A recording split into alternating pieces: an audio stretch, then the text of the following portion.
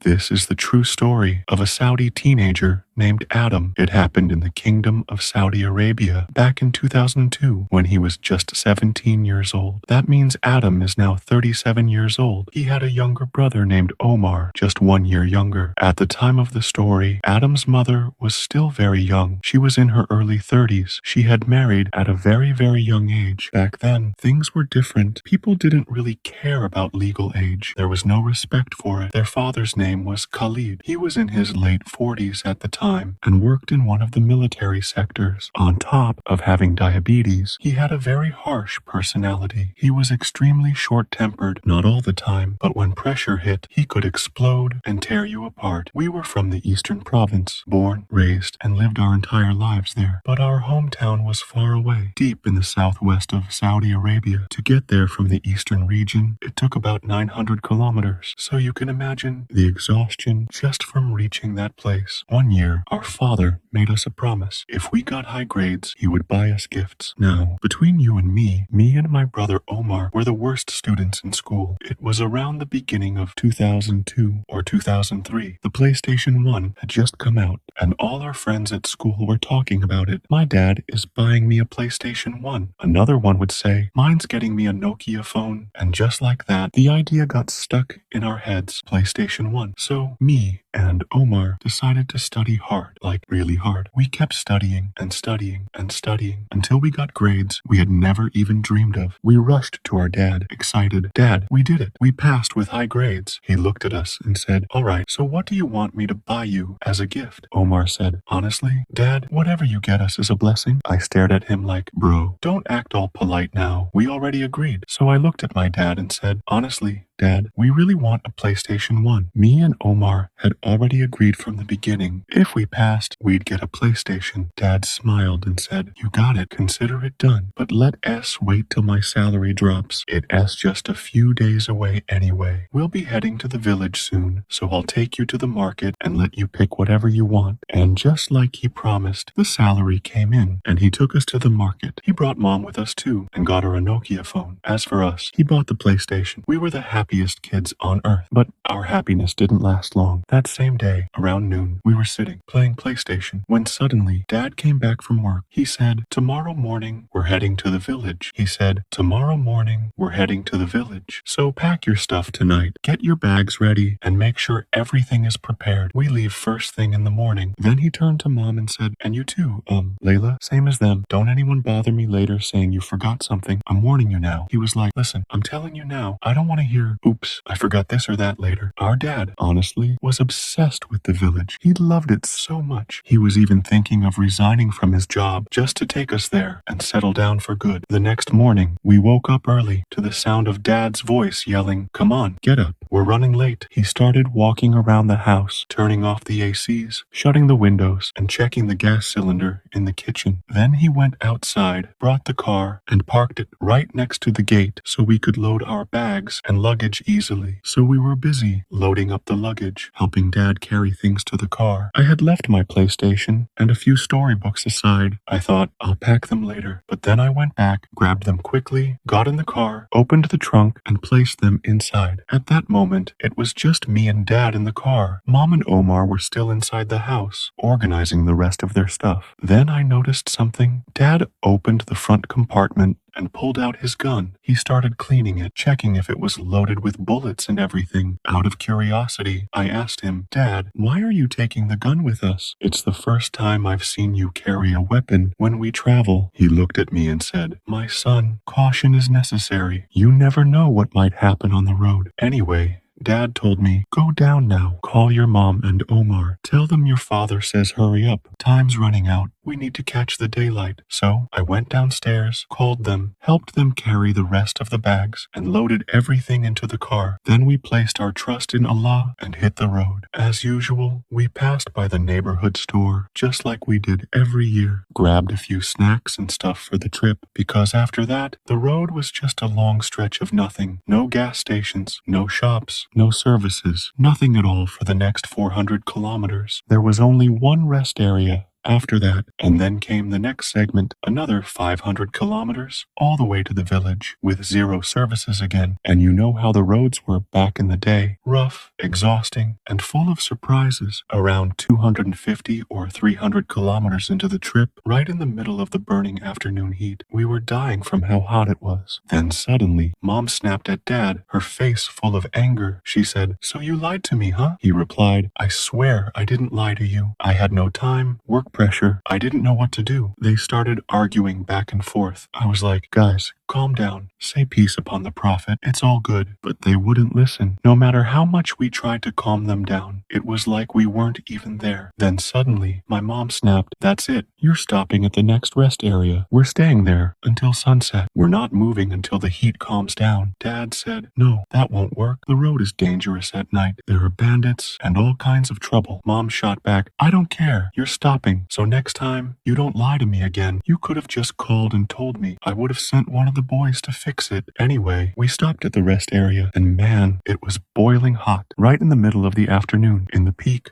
of summer. But once we got inside, the place was cool and shaded. Some of us took showers, others changed clothes. We had lunch, drank some Laban, and then came the collective coma. After eating, everyone just passed out, a full-on family knockout. Imagine what time we woke up. We woke up at 7, right between Maghrib and Isha. And guess who woke us? It was the owner of the rest area. He knocked on the door and said, "Hey, didn't y'all say you'd leave by Asr? It's 8 o'clock now. Please pay for the extra hours." Dad just sighed. There is no power and no strength except with Allah. He wasn't upset about paying. He was mad that we overslept and now had to drive at night on a dangerous road. So he stormed into the room, angry, woke Mom up and yelled, "Get up, wake up, woman. Look what you've done to us." Mom woke up in a panic. "What's going on? What happened?" Dad snapped, "Check the time, genius." She looked at the clock. He said, "You happy now? You like this?" She replied, "Come on, Abu Adam. Take it easy. It is not a big deal. Let us just stay the night and leave tomorrow morning." But Dad wasn't having it. He said, "I swear, I'm not wasting a single day of my vacation. Every second is for the village. Now go put on your abaya. Wake up the boys. We're leaving. Now, Abu Fulan, please," Mom begged. "It's dangerous to drive at night. There are bandits on the road." He snapped, "You made the mistake. You deal with it. Now go do what I told you. I'm heading to the car." And sure enough, she came and woke us up. "Get up, boys. Your dad's outside waiting, and he's fuming." Me and Omar got up, grumbling and half asleep. We said, "Mom, come on. Tell him to let us stay the night." She snapped, "Your dad's mad. He's diabetic. I swear he'll come in here and beat you and Omar, black and blue. Now move. Get dressed. We're leaving, and that's final." Now imagine this. As me, Omar, and Mom were walking to the car, we saw the owner of the rest area talking to Dad. Once we got in the car, they were so close, Mom rolled down the window and started listening. Guess what he was saying? He was dead serious, trying to convince Dad not to drive at night. He told him, "This road is very dangerous after dark. Honestly, you're the first family I've ever seen try to leave at night. Everyone else stays the night, then leaves in the morning." And seriously, he truly wanted the best for us. He was just trying to look out for us. I swear to God, what you're about to hear next, the things that happened to us on the way, they were just insane. So anyway, later my dad got in the car. My mom looked at him like, "I'm still not convinced." And my dad, man,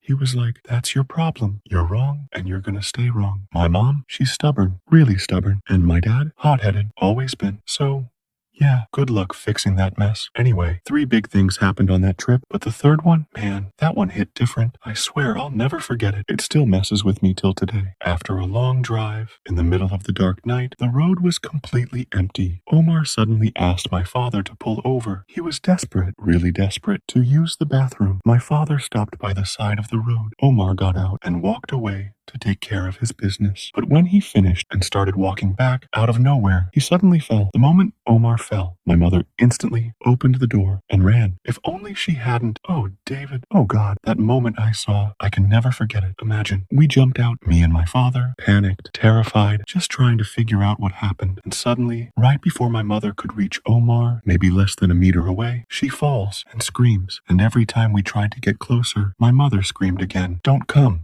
No, I was frozen, completely frozen from fear and shock. I just stood there. Then I saw my father. He went back to the car. He grabbed the stick and told me, "Don't follow me." When he reached them, he started hitting the ground with the stick, and I could hear him saying, "There is no power and no strength except with Allah. Oh Lord, relieve us. Oh Lord, help us." By that point, my blood felt frozen in my veins. Even though the distance between us was short, that moment felt like a whole year. My legs could barely carry me, and the moment I reached them, just imagine, I saw it, a dead, horned viper lying right next to my brother Omar. This snake, the one they call the Sidewinder, famous for moving sideways, and its bite, one for one, you and the grave. I turn to my left and I see my father. He's tying my mother's leg with her own scarf. Then he tells me, "Quick, Adam, go to the car, open any bag, bring any pants. We need to tie Omar's leg." And at that moment, for the first time in my life, I snapped at my father. "May Allah hold you accountable. This is all your fault." And my mother shouted, "We said let's renew, but no, you insisted on going. See what your stubbornness has done?" And she added, "Father, if anything happens to them, I swear I'll never forgive you, not until the day of judgment." And then my father's temper flared. "You disrespectful boy, you ill-mannered child. How dare you raise your voice at your father?" My mother stepped in between us. "Enough. This isn't the time." So I did as my father told me. I went to the car. I had to find any piece of cloth or a pair of pants to tie Omar's leg. I opened the trunk and started rummaging through the bags, my hands digging, tossing things aside, searching desperately. And then, out of nowhere, a flatbed truck stopped right behind me. A man stepped out, and honestly, his appearance didn't feel reassuring at all. His body, how can I even describe it? So thin, so fragile. It looked like if I blew on him, he'd fly away. But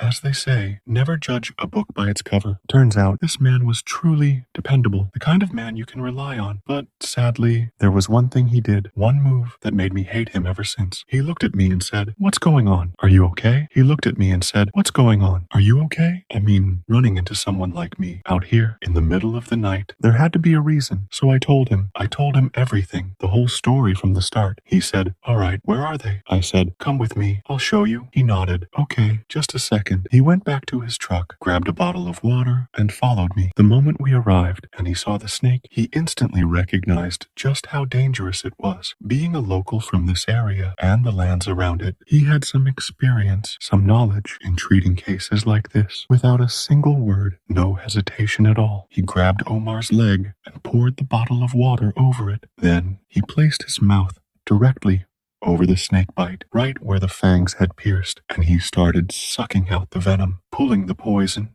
and spitting it out again and again and again, almost 10 times. He sucked the venom from Omar's leg, determined to get every drop of poison out, and then, suddenly, his eyes shifted straight to my mother, and honestly, his gaze, it was wrong, really wrong. He didn't look away, not even for a second. My mother, as I told you earlier, had her leg tied with her scarf by my father, which meant she was uncovered. So what did I do? I was wearing this old, light jacket over my thobe, the kind from back in the day. I took it off and immediately covered my mother. You know, in all the chaos and fear, my father had completely forgotten that my mother was uncovered. After we were done with Omar, that same bottle of water he had with him, he brought it close to his mouth and began reciting over it. Then he poured a little of the water onto Omar's leg and handed it to him. "Drink 2 sips." Omar drank. Then he took some water in his hands and washed his face with it.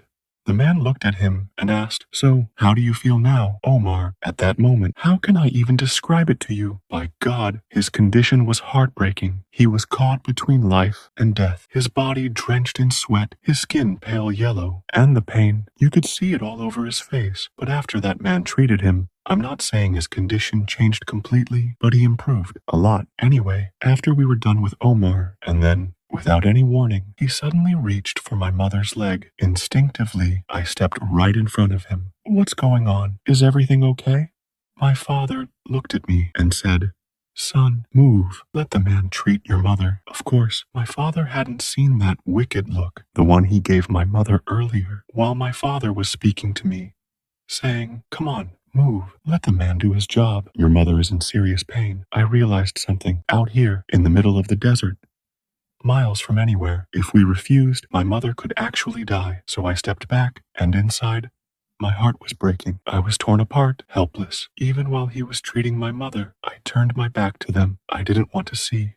Then, after a moment, I heard him speaking to my father. He said, "Thank God, your wife's condition is much better than your son's. The snake, according to what I saw, when it tried to bite her, it got caught on her abaya, and its fangs barely grazed her leg." He kept talking, "May God bless you," and all that, until my father turned to me and said, "Adam, go bring the car. We need to get them out of here." And then, can you believe what that guy said? He said, "No, Uncle, no need. The ground here is soft sand. If you bring the car, it might get stuck. I'll carry the woman with you, and Adam can carry his brother and follow." That's when I snapped. "Hey, you helped us? Thank you, but now you can go. Goodbye." After he left, we lifted my mother and Omar. Thank God, their condition wasn't too bad. You could say we could make it to the village and stop by a clinic to check if more venom needed to be sucked out or not. After that guy got back into his flatbed truck and drove off, we also set off right after him, driving down the empty road in the middle of nowhere. I had a fire burning inside me, jealousy, anger. Even now, I was still furious. Deep down, I wanted to tear him apart. My father noticed I'd been quiet for a long time, and usually, when we travel, I'm the talkative one. I love to chat, so he thought I was upset with him about the last argument we had earlier when we clashed. So, to make peace with me, he adjusted the mirror above, like this, and started saying, "Come on, Adam, let it go. Relax a little." I gave him a straight answer. "Dad, I'm not upset with you." And then I told him straight up, from the start, I wasn't angry. But you know what? Let me tell you the whole story. I explained everything. My father froze. That son of a... If you had told me earlier, I would have known exactly